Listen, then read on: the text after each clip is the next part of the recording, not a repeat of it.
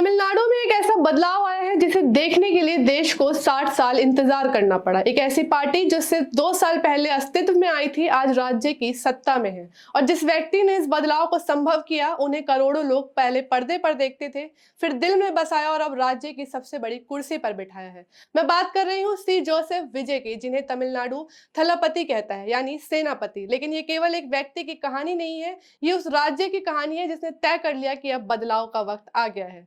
नमस्कार, बहुत स्वागत है आपका इनकलाब हिंदी में। मेरा नाम माहिम है। 10 मई 2026 की सुबह चेन्नई का नेहरू इंडोर स्टेडियम हजारों लोगों से भरा हुआ था। टीवीके के कार्यकर्ता, गठबंधन के नेता और तमिलनाडु की जनता, सबकी नजरें एक मंच पर टिकी थी।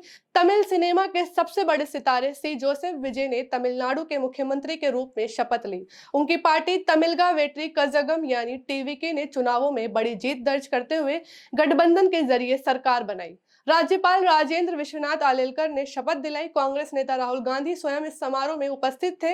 टीवी के कार्यकर्ताओं की सीटियों और तालियों के बीच ये दृश्य किसी फिल्म जैसा नहीं, बल्कि उससे कहीं बड़ा था। शपथ के बाद जब विजय ने माइक संभाला तो उनके पहले शब्द थे, मुझु मुदल आट्सियैयुम ओरुमैयैयुम निलै निरुत्तुवेन एंड्रुम। एन एंजल कुदी रुकुम, यानी जो मेरे दिल में बसते हैं। एक वाक्यांश जो वे हमेशा अपने समर्थकों के लिए कहते थे। फिर उन्होंने कहा, एक सहायक निर्देशक का पुत्र आज मुख्यमंत्री बना है। मैं गरीबी और भूख को जानता हूं, मैं किसी राजघराने से नहीं आया। उन्होंने वादा किया कि शिक्षा, स्वास्थ्य, जल आपूर्ति, किसान और मछुआरों के कल्याण पर उनकी सरकार का पूरा ध्यान रहेगा। और यह भी कहा कि हम जनता के एक भी पैसे को हाथ नहीं लगाएंगे। शपथ लेने के तुरंत बाद उन्होंने पहले कुछ महत्वपूर्ण निर्णय लिए। पहला, घरेलू उपभोक्ताओं के लिए 200 यूनिट मुफ्त बिजली। दूसरा, नशा तस्करी से निपटने के लिए एक विशेष टास्क फोर्स। और तीसरा, महिला सुरक्षा के लिए एक समर्पित फोर्स और हेल्पलाइन की स्थापना। राज्यपाल ने निर्देश दिया कि विजय 13 मई तक विधानसभा में अपना बहुमत साबित करें। टीवीके के पास 120 विधायकों का समर्थन है। बहुमत के लिए 118 की आवश्यकता थी। लेकिन ये शपथ समारोह अचानक नहीं हुआ। इसके पीछे था 23 अप्रैल 2026 का वह दिन जब तमिलनाडु ने मतदान किया। 85.1% मतदान दर्ज हुआ। यह राज्य के इतिहास का सर्वाधिक मतदान था। टीवीके ने 233 सीटों पर अकेले चुनाव लड़ा और 108 सीटें जीती। वे एकल सबसे बड़ी पार्टी बनी। यह जीत इसलिए भी ऐतिहासिक थी क्योंकि इसने 59 वर्षों की द्रविडियन पार्टी की अटूट सत्ता का अंत किया। जो डीएमके और एआईडीएमके ने दशकों से थाम रखा था, वे एक झटके में टूट गया। सबसे बड़ी और सांकेतिक घटना यह रही कि बैठे हुए मुख्यमंत्री एमके स्टालिन कोलाथुर से अपनी खुद की सीट हार गए। वही सीट जहां से वे लगातार 3 बार जीत चुके थे। 5 मई को उन्होंने इस्तीफा दे दिया। विजय ने स्वयं 2 सीटों से चुनाव लड़ा, पेरंबूर और तिरुचिरापल्ली ईस्ट से। पेरंबूर में 1,20,365 मत और 53,715 मतों की बढ़त से जीत मिली और तिरुचिरापल्ली ईस्ट में 91,381 मत और 27,416 मतों की बढ़त से विजय हासिल की। जीत तो मिल गई थी, लेकिन सरकार बनाने का रास्ता इतना सरल नहीं था। 6 मई को विजय ने राज्यपाल राजेंद्र आलेलकर से मिलकर सरकार बनाने का औपचारिक दावा पेश किया, लेकिन राज्यपाल ने 7 मई को आमंत्रण देने से मना कर दिया, ये कहते हुए कि वे बहुमत के दावे से संतुष्ट नहीं है। आने वाले दिनों में विजय कई बार राज्यपाल से मिले।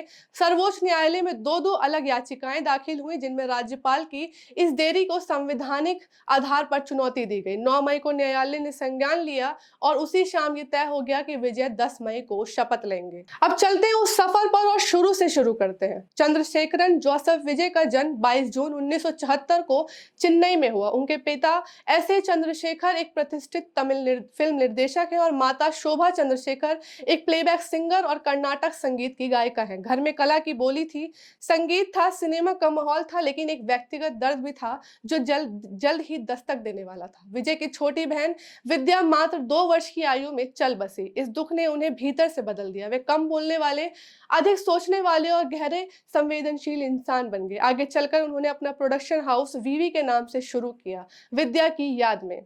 प्रारंभिक शिक्षा फातिमा मैट्रिकुलेशन स्कूल और बालालोग स्कूल में हुई। लॉयला कॉलेज चेन्नई से विजुअल कम्युनिकेशन में प्रवेश लिया, लेकिन सिनेमा की ओर झुकाव इतना गहरा था कि स्नातक की पढ़ाई अधूरी रह गई। कोई नहीं जानता था कि यह अधूरी डिग्री वाला युवक एक दिन 8 करोड़ लोगों का नेतृत्व करेगा।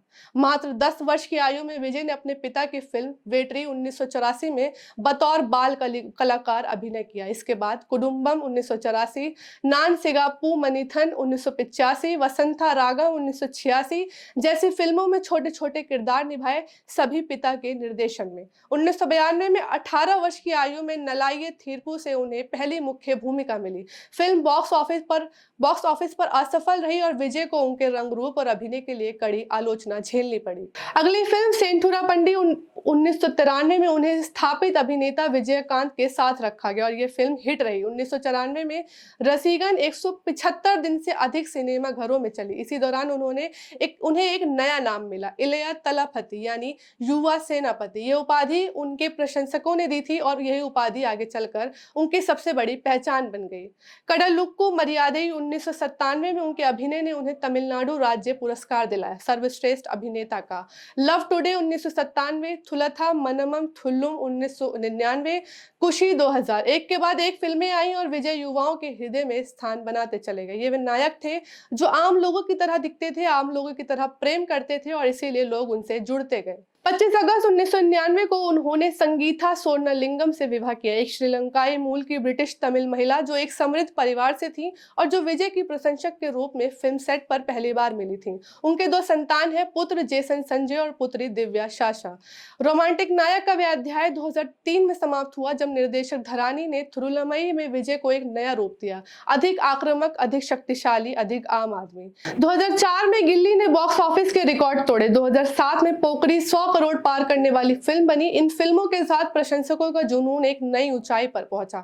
सिनेमाघरों के बाहर दूध से अभिषेक होता था, फूलों की मालाएं चढ़ाई जाती थी, पूजा होती थी। विजय की फिल्म का रिलीज होना एक त्योहार की तरह था। अब वह दौर था जब विजय ने मनोरंजन से आगे जाकर अपने सिनेमा को एक माध्यम बनाया सामाजिक और राजनीतिक विचारों का।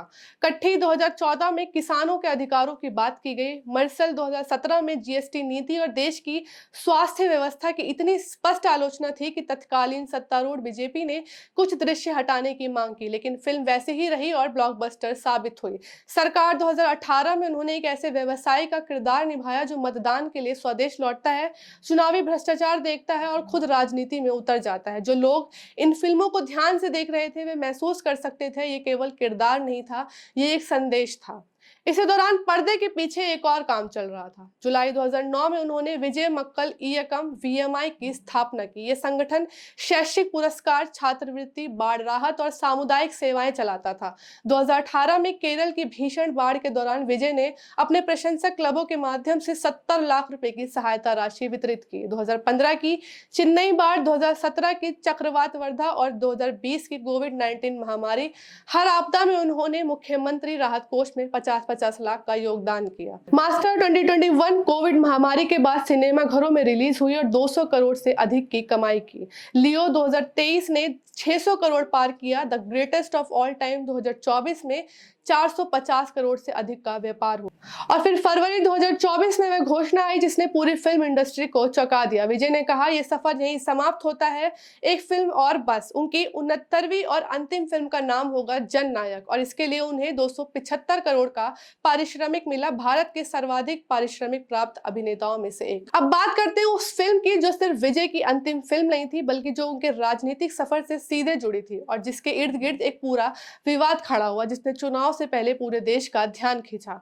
ये फिल्म एक राजनीतिक थ्रिलर है। इसमें विजय एक ऐसे नायक का किरदार निभाते हैं जो भ्रष्टाचार के खिलाफ लड़ता है, व्यवस्था को हिलाता है और बदलाव का प्रतीक बनता है। विश्लेषकों का मानना था कि यह फिल्म 2026 के चुनावों में विजय के लिए एक राजनीतिक लॉन्च पैड के रूप में तैयार की गई थी। फिल्म की योजना 9 जनवरी 2026 को पोंगल के अवसर पर रिलीज करने की थी, लेकिन जो हुआ वह पूरे देश में बहस का विषय बन गया। निर्माताओं ने 18 दिसंबर 2025 को फिल्म सीबीएफसी यानी central board of film certification को सौंपी।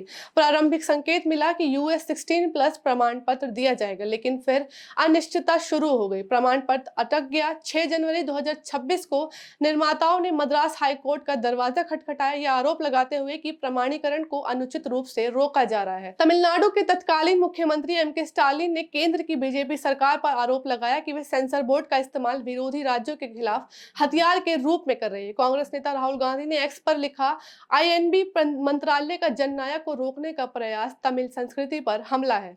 9 जनवरी को मद्रास हाईकोर्ट ने सीबीएफसी को निर्देश दिया कि फिल्म को प्रमाण पत्र दिया जाए, लेकिन सीबीएफसी ने तुरंत इस आदेश को चुनौती दी और एक डिवीजन बेंच ने 21 जनवरी तक प्रमाणीकरण पर रोक लगा दी। 12 जनवरी को निर्माताओं ने सुप्रीम कोर्ट में अपील की और इसी के साथ एक और झटका आया। जननायक का एक एचडी संस्करण ऑनलाइन लीक हो गया।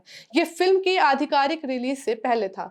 विजय ने आरोप लगाया कि केंद्र सरकार और सत्तारूढ़ दल ने फिल्म को रोकने और उनके राजनीतिक सफर में बाधाएं डालने की साजिश रची। मद्रास हाईकोर्ट ने केबल ऑपरेटर्स और इंटरनेट सर्विस प्रोवाइडर्स को पायरेटेड प्रतियां प्रसारित करने से रोकने का अंतरिम आदेश जारी किया। अब फिल्म का रिलीज चुनाव परिणामों के ठीक बाद के दिनों में होना तय हुआ और इस टाइमिंग ने व्यापक चर्चा छेड़ी। विश्लेषकों ने कहा कि चुनाव के बाद ये फिल्म जनभावनाओं को और गहरा छूने वाली होगी। 10 मई 2026 को जब विजय ने मुख्यमंत्री के रूप में शपथ ली, उसी दिन फिल्म के निर्माता वेंकट के नारायण ने मीडिया से कहा कि जननायक अगले 14 दिनों में सिनेमाघरों में आ जाएगी। सीबीएफसी प्रमाणीकरण की प्रक्रिया अंतिम चरण में है, यानी एक तरफ मुख्यमंत्री बनने की शपथ और दूसरी तरफ जननायक का पर्दे पर आने का इंतजार।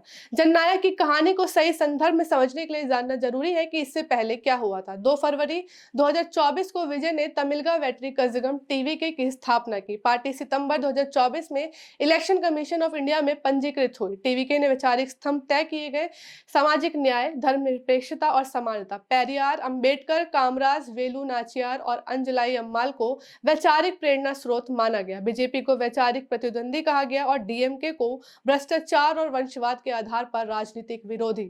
27 अक्टूबर 2024 को विक्रवंडी में टीवीके का पहला राजनीतिक सम्मेलन हुआ, जिसमें 8 लाख से अधिक लोग उपस्थित रहे। 27 अक्टूबर 2024 को विक्रवंडी में टीवीके का पहला राजनीतिक सम्मेलन हुआ, जिसमें 8 लाख से अधिक लोग उपस्थित रहे। 26 प्रस्ताव पारित हुए। ये संख्या 8 लाख किसी भी पहली बार आयोजित राजनीतिक सम्मेलन के लिए असाधारण थी।